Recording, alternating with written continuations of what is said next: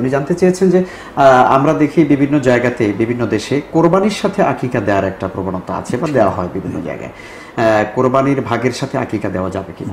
এখানে প্রথম আরো একটা জরুরি বিষয় যে আকিকা কোরবানির সাথে কিভাবে দেব। আকিকা দিতে হবে 7 দিনের দিন, জন্মের 7 দিনের দিন কুরবানি হবে, এটা তো অত্যন্ত রেয়ার ব্যাপার। এখানে আমাদের বড় ভুল করি, আকিকার সুন্নতটা পালন করি না।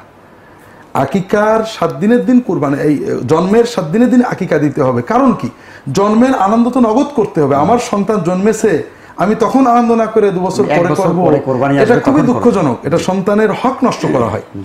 জন্মের 7 দিনের দিনে আকিকা দিয়ে রাসূলুল্লাহ সাল্লাল্লাহু আলাইহি ওয়াসাল্লাম এটা আদেশ দিয়েছেন, নিজে পালন করেছেন তার হাসান হুসাইন অন্য নাতিদের জন্য। সাহাবীরা এটা খুব গুরুত্বের সাথে রাখতেন। আয়েশা রাদিয়াল্লাহু তাআলা আনহা থেকে একটা কথা আছে, যদি কেউ 7 দিনের দিন না পারে তাহলে 14 বা 21 দিনে, এরপরে নয়। রাসূলুল্লাহ সাল্লাল্লাহু আলাইহি ওয়াসাল্লাম থেকে 7-এর পরে আর নেই।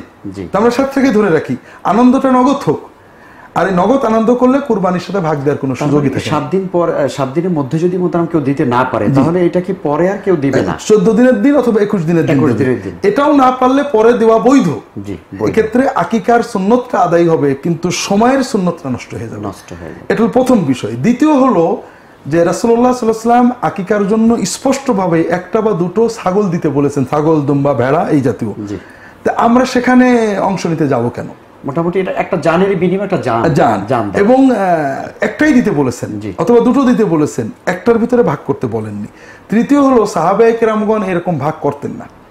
এমনকি আয়েশা রাদিয়াল্লাহু তাআলা আনহাকে একজন বলছে, আপনার ভাতিজা হয়েছে, আপনি একটা উট দিয়ে দেন। তিনি বললেন যে আমি উট দেবো কেন? রাসূলুল্লাহ সাল্লাল্লাহু আলাইহি ওয়াসাল্লাম ছাগল দিতে বলেছেন, উট দেবো কেন? সবচেয়ে সর্বশেষ যে বিষয়টা, ফুকাহারা অনেক ফকিহ এটাকে জায়েজ বলেছেন। তারা বলেন আকিকাও কুরবানির মতোই আল্লাহ তাআলার জন্য একটা প্রাণী জবাই করে কৃতজ্ঞতা প্রকাশ করা। কাজেই এটা কুরবানির সাথে যেহেতু একই রকম, একসাথে হতে পারে। এটা হতে পারে একটা ইজতিহাদি মাসালা। সুন্নাহ এবং সাহাবীদের কর্ম হলো 7 দিনের দিন বা 14-21 দিনে 1টা বা 2টো ছাগল দেওয়া। তা আমরা সুন্নতের ভিতরে থাকার চেষ্টা করব, বৈধ বা অবৈধ, জায়েজ না জায়েজের ভিতরকে না যে। আমাদের সমাজে মোতারাম এই বিষয়টা তাহলে প্রচলিত হয়ে গেল কারণ রাসূলের সুন্নাহ যেটা সেটার থেকে বরং ওইটাই বেশি প্রচলিত হয়ে গেল। এটা হওয়ার কারণ এই আকিকার ধারণা সুন্নত এটা সমাজে ছিল না। মানুষ ছোটবেলায় দিত না, এখন কোরবানির সময় দিয়ে দিচ্ছেন অনেকে।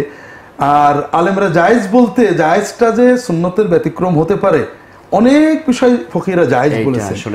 জায়েজ মানেই দিন মনে করে ফেলেছেন অনেকে। যেমন কুরবানির সময় বিসমিল্লাহ অথবা বিসমিল্লাহ আল্লাহু আকবার না বলে আল্লাহ বলা অথবা রহমান বলা, দয়ালু বলা, করুণাময় বলা জায়েজ।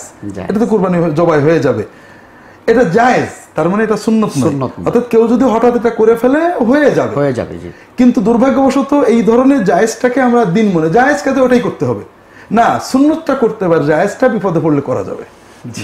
চমৎকার একটি, আলহামদুলিল্লাহ। সুপ্রিয় দর্শক, আমরা কত সুন্দরভাবে বিষয়গুলো বুঝতে পারতেছি। আসলে আকিকার ব্যাপারে আমাদের আর কনফিউশন রইল না। তাহলে আমরা চেষ্টা করব আকিকার যে মূল সুন্নাহটি, যে কোরবানির সাথে আমরা দেব, 1 বছর পরে দেব বা ওইটা দেওয়া বৈধ, সেটা না করে বরং প্রকৃত সুন্নাহটা আমরা আদায় করার চেষ্টা করবো ইনশাআল্লাহ তাআলা।